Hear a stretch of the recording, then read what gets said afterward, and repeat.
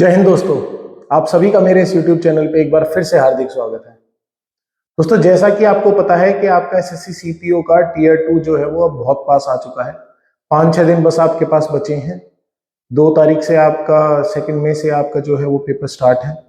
तो ये इस वीडियो में थोड़े से मैं आपको लास्ट मिनट टिप्स देना चाह रहा था। कुछ बच्चों के भी मैसेज आए थे और कुछ बच्चों की कुछ क्वेरीज थी, कुछ क्वेश्चंस थे जो कॉमन लग रहे थे मुझे कि काफी बच्चों को वो सेम प्रॉब्लम्स आ रही हैं। तो उसके रिगार्डिंग भी ये वीडियो रहेगी। मैं आपको कुछ ऐसी चीजें, कुछ ऐसे टिप्स इसमें देना चाहूंगा जो मैंने खुद अपने एक्सपीरियंस से सीखी थी कि क्या आप कर सकते हैं कि आप बेटर स्कोर कर सके, थोड़ा आपका माइंड फ्रेम थोड़ा उस हिसाब का बना रहे। तो चलिए ज्यादा देर ना करते हुए शुरू करते हैं। दोस्तों देखिए, सबसे पहले तो सबसे बेसिक चीज, सेंटर पे आपको ऑन टाइम पहुंचना है। लेट बिल्कुल मत करना, हड़बड़ी में आपको बिल्कुल नहीं जाना है। अगर आपका सेंटर थोड़ा दूर है तो एक दिन पहले चले जाइए। कोई ऐसा कुछ नहीं होगा, एक रात पहले उसके आसपास कोई सस्ता सा होटल, सस्ता सा रूम देख के आप वहां पे रुक जाना। Next day on time fresh mind से आप सेंटर पे जाना। भागे भागे जाओगे, थके हुए जाओगे तो उससे आपके पेपर में परफॉर्मेंस जो है वो आप ही की कम होगी, मार्क्स में थोड़ा फर्क पड़ सकता है। सेकंड चीज, 2 आईडी अपने साथ लेके जाना। 2 आईडी से मैं क्यों कह रहा हूं, क्योंकि कई बार एक आईडी में मैंने खुद देखा है बच्चों के साथ होते हुए, एक आईडी में पिक्चर आपकी क्लियर नहीं होती, उसमें कुछ कमी मिल जाती है, नाम सेम नहीं है या कुछ और प्रॉब्लम हो जाती है। तो हो सकता है आपकी एक आईडी वो ना माने। तो to be on safe side आप 2 आईडी लेके जाना। बाय चांस एक में प्रॉब्लम आ जाती है तो दूसरी आप दिखा सके। बहुत रेयर चांसेस होते हैं कि किसी को इस चीज में प्रॉब्लम आती है, बट स्टिल आपके साथ ये चीज ना हो तो अपनी तरफ से सेफ आप लेके चलिए पहले ही। थर्ड चीज, जो आपका एडमिट कार्ड है उसको एक दिन पहले जरूर उसका प्रिंट आउट निकलवा लीजिए। मैंने खुद देखा है ये सेंटर्स पे पेपर वाले दिन बच्चे यूं सोचते हैं कि वहीं पे हम एडमिट कार्ड निकलवा लेंगे, एडमिट कार्ड निकलवाना भूल गए। पेपर वाले दिन वहां पे आसपास कोई प्रिंट आउट की दुकान, कोई साइबर कैफे ढूंढते फिरते हैं प्रिंट आउट निकलवाने के लिए। कई बार मिल जाता है, कई बार नहीं मिलता। एक आधे सेंटर पे ऐसे भी हो जाता है कि वो आपको खुद प्रिंट आउट निकाल के दे देते हैं, पर हर जगह ऐसा नहीं होता। तो आप खुद ऐसी लापरवाही करने से बचें। ये चीज देखिए, ये जो है ये बहुत बेसिक चीजें हैं कि कोई भी एग्जाम देने जाने से पहले आपने इतनी मेहनत करी है, आपने पहले भी प्री क्लियर करा है इसका, आपने फिजिकल भी क्लियर करा है, अब आप इसके ये फाइनल रिटर्न एग्जाम पे हैं, इसके बाद आपका बस मेडिकल रह जाएगा। तो अपनी तरफ से कोई भी सिली मिस्टेक ना करें, कुछ भी अपनी तरफ से लापरवाही ना करें। ये सारी चीजों का ध्यान रखें। नेक्स्ट कुछ चीजें मैं आपको पेपर अटेम्प्ट करने से रिलेटेड बताना चाहूंगा। जैसे कि सबसे पहले ये देखिए, आपका मैं एक चीज बता दूं कि बच्चे मेरे से पूछ रहे थे कि सर हमारी अटेम्प्ट करने में प्रॉब्लम आ रही है, सारे क्वेश्चन अटेम्प्ट नहीं हो पा रहे, टाइम ज्यादा लग रहा है। तो उस चीज में कुछ बच्चों को मैंने रिप्लाई भी करा था। एक आपके लिए भी अभी 4-5 दिन का टाइम है, इसीलिए मैंने ये वीडियो थोड़ा 4-5 दिन पहले बनाई है ताकि आप थोड़ा सा इन चीजों को अपनी तरफ से सुधारने की कोशिश कर सकें। देखिए, जनरली आपका टाइम कहाँ पे वेस्ट होता है, कुछ बच्चों का पैसेज में, जंबल में, कॉम्प्रिहेंशन में, इन चीजों में कुछ बच्चों का जो है टाइम ज्यादा लगता है। तो वहां पे आपको ध्यान रखना है कि आपको मान लीजिए जंबल सेंटेंसेस में, पैरा जंबल में आपको टाइम ज्यादा लगता है, तो आपको पता है कि भाई मेरी ये चीज वीक है, इसमें टाइम ज्यादा लगना है, तो उसको आप एंड में अटेम्प्ट कीजिए।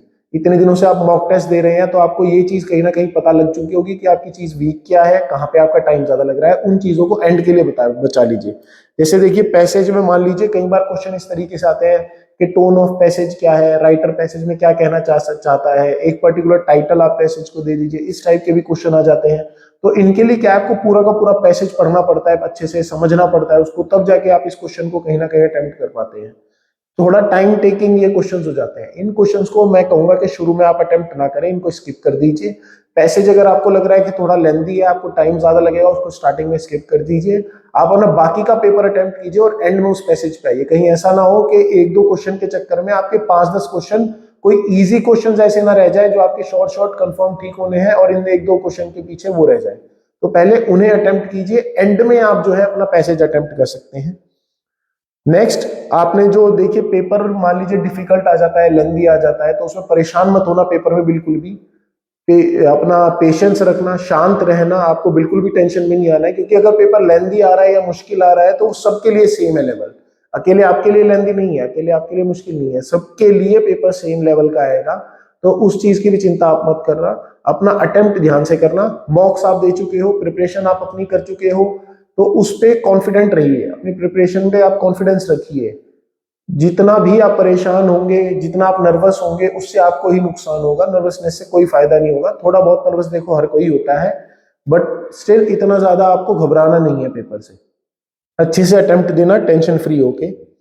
नेक्स्ट, हिंदी मीडियम के कुछ बच्चे मेरे को मैसेज कर रहे थे कि सर हमारा हिंदी मीडियम में प्रॉब्लम आ रही है। अब देखिए, हिंदी मीडियम है आपका, कोई बात नहीं, अब घबराने वाली देखो कोई बात नहीं है ऐसी, पेपर आपका पास आ गया है। अब आपने जो मेहनत करी है, जो भी करा है, अब उसके अलावा अब हम कुछ और कर भी नहीं सकते, तो उसके बारे में ज्यादा सोच के परेशान होकर भी फायदा नहीं है। अच्छे से आपने तैयारी करी है, अच्छे से उसके हिसाब से आप पेपर अटेम्प्ट कीजिएगा।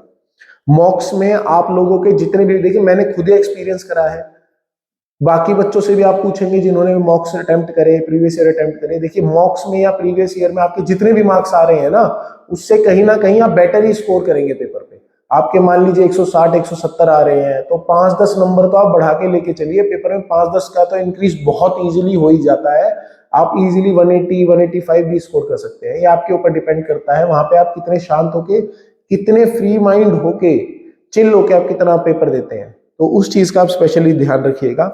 एक चीज थोड़ी सी मैं आपको एक चीज और बताना चाह रहा था कि देखिए एमसीक्यू टाइप पेपर है आपका, तो इसके अंदर जो आप गैस करने का जो है, कई बच्चे क्या है आंसर गैस भी करते हैं। अब देखिए गैस करने की क्या स्ट्रेटेजी होनी चाहिए मेरे अकॉर्डिंग, पेपर में जो गैस होते हैं वो दो तरीके के होते हैं। एक तो होता है बिल्कुल ही ब्लाइंड गैस, जिसमें आपको कुछ भी नहीं पता कि भाई 4 ऑप्शन दे रखे हैं, इसमें से कौन सा सही होना चाहिए कौन सा नहीं होना चाहिए, आपको पता ही नहीं, या फिर आपको चलो एक पता है कि ये नहीं होना चाहिए, 3 में आपको बहुत ज्यादा कंफ्यूजन है, तो मेरे अकॉर्डिंग ये वाले क्वेश्चन आपको अटेम्प्ट बिल्कुल नहीं करने चाहिए। एक होता है आपका कैलकुलेटेड गैस। कैलकुलेटेड गैस में क्या होता है, आपके 4 ऑप्शंस आए, उनमें से आपको 2 तो भाई कंफर्म पता लग गए क्वेश्चन को देख के कि भाई ये दोनों तो बिल्कुल भी सही नहीं हो सकते, बिल्कुल ही गलत है ये दोनों ऑप्शन, तो इन दोनों में से आंसर नहीं हो सकता। बाकी के 2 ऑप्शंस में आपको थोड़ी कंफ्यूजन है, उन दोनों में से आप अटेम्प्ट कर सकते हैं, उसमें आप गैस कर सकते हैं। बिल्कुल ब्लाइंड गैस आपको पेपर में नहीं करना है। नेक्स्ट, थोड़ी इस चीज का भी ध्यान रखिएगा थोड़ा, कि आपका मान लीजिए आपको स्कोर कितना नीडेड है इंग्लिश में। कहीं ना कहीं मैंने एक कट ऑफ के ऊपर भी वीडियो बनाई थी, स्टिल 100% तो गैस करना मुश्किल होता है, थोड़ा आइडिया लेके मैंने वो वीडियो बनाई थी, आप उसको देख सकते हैं। उसमें क्या होता है कि आपका 100% तो गैस देखो कोई भी नहीं कर सकता, बट आपको पता है कि भाई मेरे को डीपीएसआई ही चाहिए और कोई नहीं चाहिए, तो मेरे को इतना स्कोर इंग्लिश में चाहिए इस टाइम पे, या फिर मेरे को भाई सीआरपीएफ सीआईएसएफ बीएसएफ एसएसबी कोई भी मिल जाए, मेरे को तो एक जॉब चाहिए, तो मेरे को इतना स्कोर चाहिए इंग्लिश के पेपर में क्लियर करने के लिए। मान लीजिए आपको वो स्कोर चाहिए आपका 180 इंग्लिश के पेपर में, आपने जब अटेम्प्ट करा, अटेम्प्ट आपके हो पा रहे हैं बस 150 160 मार्क्स के।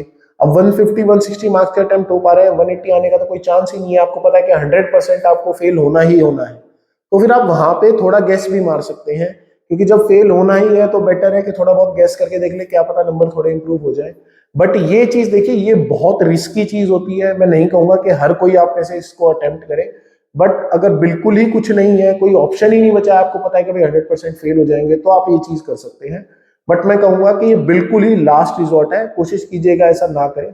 आप ये जो 4-5 दिन आपके बचे हैं, इसमें जो आप मॉक्स देंगे लास्ट के 1-2 दिन पहले, लास्ट के एक दिन तो 2 को आपका पेपर है, तो 1 तारीख को तो कोई ऐसा मॉक मत लगाना, आप थोड़ा रिवीजन ही करना। अब नई चीज भी आपको कोई नहीं पढ़नी है, थोड़ा वो कैब को, इन चीजों को आप थोड़ा सा रिवाइज करिए बस। आप बस ये देखिए कि अब जो आप मॉक लगा रहे हो, वो सिर्फ आपकी जो प्रॉब्लम आ रही है उन पे आपको फोकस करना है, आपसे अटेम्प्ट सारे क्वेश्चन नहीं हो पा रहे, तो थोड़ी सी आप स्ट्रेटेजी बदल के देखिए, पैसेज को एंड में अटेम्प्ट करके देखिए, जिस भी पार्ट में आपको ज्यादा टाइम लग रहा है उसको एंड में अटेम्प्ट कीजिए, बाकी सबको आप पहले अटेम्प्ट कीजिए, इस तरीके से आप पेपर सॉल्व कीजिए। बाकी घबराने वाली बिल्कुल भी कोई बात नहीं है, जो मॉक्स में आपका स्कोर था उससे बेटर ही आएगा। स्टिल अगर आपको अब भी कोई क्वेरी है आपकी, अब भी आपको कोई एडवाइस चाहिए, आपका कोई क्वेश्चन है, तो आप कमेंट में मेरे से पूछ सकते हैं, मैं पूरी कोशिश करूंगा उसका आंसर करने का। इंस्टाग्राम पे आप मेरे को डीएम कर सकते हैं, वहां पे भी मैं आपका रिप्लाई करने की जरूर कोशिश करूंगा। बाकी आप सभी को आपके एग्जाम के लिए all the very best, best of luck. बहुत अच्छा एग्जाम होगा, बस आप कॉन्फिडेंस रखिएगा अपने ऊपर। बाकी चलिए, नेक्स्ट वीडियो में आपसे मुलाकात होगी। जय हिंद।